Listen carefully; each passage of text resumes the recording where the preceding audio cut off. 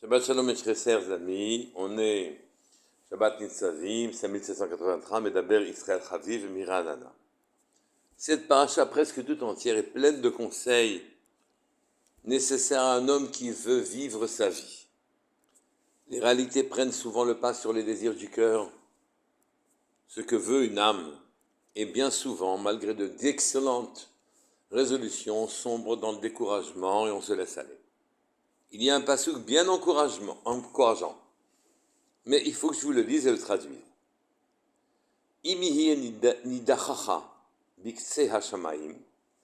Si, littéralement, ton exilé, je veux dire tes exilés, oui, se trouve aux confins des cieux, Misham de là-bas, Yikabetzra Adonai Elohecha, il le rassemblera, l'Éternel ton Dieu, ou Misham Yikachecha, et là-bas il te prendra.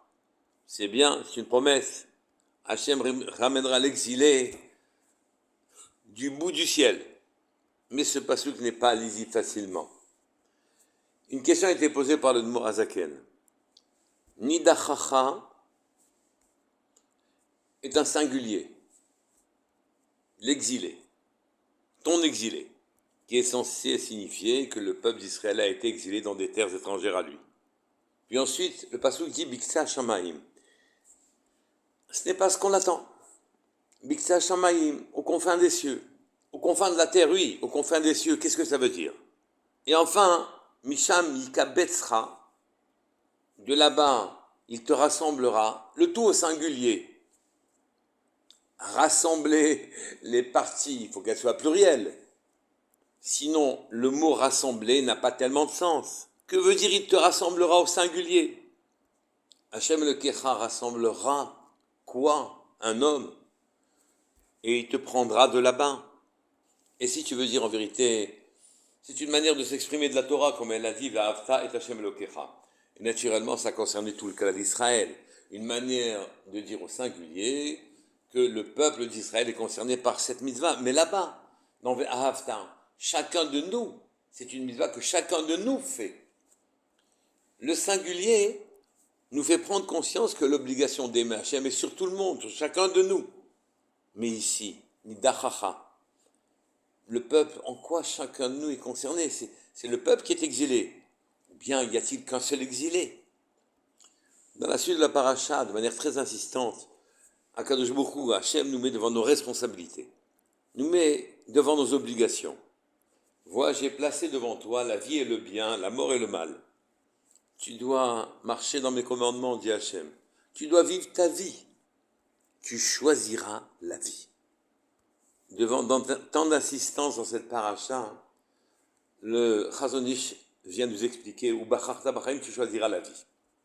La réussite dans le chemin que l'on a choisi, le vrai chemin dans la vie, dépend de la détermination à suivre ce chemin-là, ne cédant ni aux tentations, ni à notre envie de paresser, ni aux contingences. Un homme, dit le Chazon Ish, a beaucoup de mal à se séparer de ses basses envies et de ses appétits. Bien que dans son âme, il ait choisi très sincèrement le bien, il se voit presque nazir. L'homme n'arrive pas à surmonter ses désirs, son yetzer hara. Il cherche le chemin de la douceur dans la vie. Dans ce combat, l'homme est faible. L'homme va à la facilité. Pour prendre son chemin, il faut une immense détermination. Peut-être me restera-t-il de temps demain, dit-il. Peut-être aurai-je encore le temps de devenir Talmid Chacham. Il se laisse noyer dans les complications de l'existence. Prisonnier de son mauvais penchant, il finit par prendre de mauvaises décisions. Et l'inéluctable arrive. Il fait des fautes, et finalement, dit le passouk, Vayiteshem Hashem me'al adma'atam, Hashem les rejette, les arrache à leur terre, be'af vechema, avec colère, ou beketsef gadol, une grande colère, vayashlichem el eretz acheret, il les envoie, les exile dans une terre étrangère, kayom hazeh, comme aujourd'hui. Mais le mot vayashlichem, il les rejette vers une terre étrangère. En vérité, ce mot-là est écrit avec un lamed. Le lamed du milieu du mot est un lamed grand. Vayash lichem est écrit avec un lamed grand. Si Hachem voulait souligner la punition, il aurait souligné la première lettre. Vayash lichem, le vav aurait dû être grand. Pas le lamed. Le lamed, qu'est-ce qu'il vient signifier? Shlomo Amelech, quand il a écrit Kohelet, il nous fait part de cette réflexion. Il nous dit qu'Akadosh Baruch Hu, effectivement, a fixé des temps pour chaque chose. Un temps pour que Adam Arishon rentre au Gan Eden, un temps pour qu'il en sorte, un temps pour que Noach rentre dans l'arche, un temps pour qu'il en sorte, un temps pour la guerre, un temps pour la paix, un temps pour rire, etc. Et à chaque fois, il est écrit Zman et Shalom ve'et le Milchama. Un Zman pour. Le Lamed indique que le temps est là pour ce qui suit. Mais dans cette longue liste, dans deux cas, il n'a pas mis Shlomo Amelech le Lamed. C'est Ed Svod ve'et Rikud. Le temps pour faire des oraisons funèbres, où on nous indique qu'il faut les faire, et le temps à être Rikud, où on danse. Là, il n'y a pas de Lamed avant. Il n'est pas dit Aet lispod ve'et lirkod. Que signifie ce Lamed absent? Le Gaon de Vilna répond. Deux circonstances repoussent le Limud Torah, l'étude de la Torah. Limud, l'étude de la Torah. Donc, et dans ces deux circonstances, le Lamed ne doit pas être marqué pour nous signifier que la Limud Torah passe après les deux circonstances. Quelles sont les deux circonstances? Mevatlim Talmud Torah mipnei osat hamet. On arrête le Limud Torah pour accompagner un mort.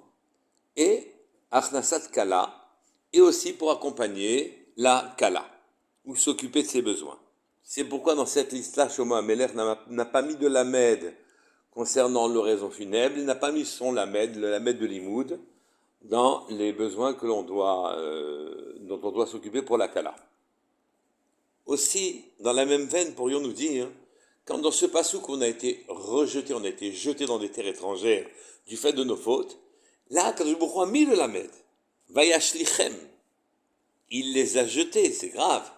Eh bien, il y a un Lamed pour nous dire qu'en vérité, il nous suggérait ici, par ce Lamed, que le Limoud ne quitte pas notre vie de manière à ce qu'on puisse subir les rigueurs de l'exil et survivre, et que la Torah ne sera jamais oubliée, malgré nos difficultés avec les peuples. Le Chida insiste en disant que sans ce Lamed, dans le mot Vayash lichem, les lettres qui restent ont une guimatria qui est la même que Esav. Donc plus de limoud, c'est Esav qui devient très dur. On voit que quand Hachem a été contraint de nous exiler, de s'exiler avec nous, il nous a fait un clin d'œil. Continuez la Torah, continuez d'étudier la Torah, qu'elle ne s'oublie pas, elle est votre vie, et vous allez survivre à toutes les difficultés. On peut maintenant reprendre le passouk du début, qui disait « Quand bien même ton exilé serait à l'extrémité des cieux, pourquoi un singulier? Et est-ce qu'un homme peut être à l'extrémité des cieux? Il peut être à l'extrémité de la terre, aux confins de la terre. Les cieux font allusion à notre côté céleste. Dans notre neshama, on veut tout bien faire. Nos ambitions, toutes nos aspirations sont parfaitement pures. Dans ce rêve-là, on dispose de toutes les forces pour réagir. Le Yetzer Hara n'existe pas. On se rêve tzaddik, et Talmid Chacham. L'exilé au bout des cieux, c'est nous. Quand sur terre, nous n'arrivons pas à réaliser notre propre vie. Alors de là, Hachem, ton Dieu, te rassemblera. Il est évident que rares sont les hommes qui sont entiers, sauf dans leur esprit, dans leur nefesh. Ils se rêvent Talmid Chacham, tzaddik, mais il ne sait pas sur terre régler ses midot pour que ses rêves de tzidkout trouvent une réalité. Il nous manque un réglage dans nos différents caractères. Il nous manque une qualité que l'on n'a pas acquise. Et l'on est infirme sur terre. Et nos rêves restent des rêves.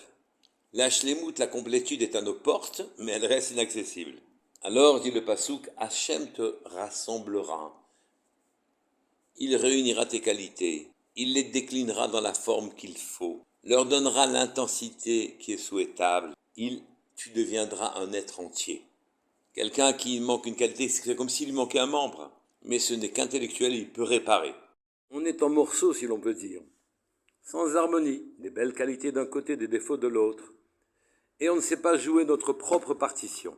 Aussi Hachem doit-il venir à notre aide, régler nos cordes, garder la bonne mesure de nos qualités et concéder la place qu'il faut à nos défauts, nous faire en quelque sorte trouver notre propre unité et rassembler nos morceaux, les parties de nous-mêmes qui sont éparses. Des cieux où nous nous rêvons, il viendra à notre aide pour nous rassembler. C'est ce que dit le Passouk. Hachem dépêchera depuis les cieux où se trouvent tes rêves, les émissaires, c'est-à-dire les circonstances qui permettront de rassembler toutes tes forces. Misham de là-bas ikachecha, il te prendra. Et le Passouk finit et suit. Ve hevi acha Hashem elokecha el haaretz, asher yirshu acha Hashem elokecha el haaretz. Et il t'emmènera sur terre, sur la terre que tes ancêtres, dont tes ancêtres ont hérité. Il fera de tes rêves une réalité sur la terre qu'Akadosh Baruch Hu a décidé de nous faire hériter de manière concrète et parfaite. Ce passouk est plein d'espoir pour tous ceux qui ont une forte détermination pour réaliser leurs aspirations spirituelles. Hachem est à leur droite et les aide comme l'ombre suit le bras quand il est en mouvement. Shabbat Shalom Evorach. Kol Tuv.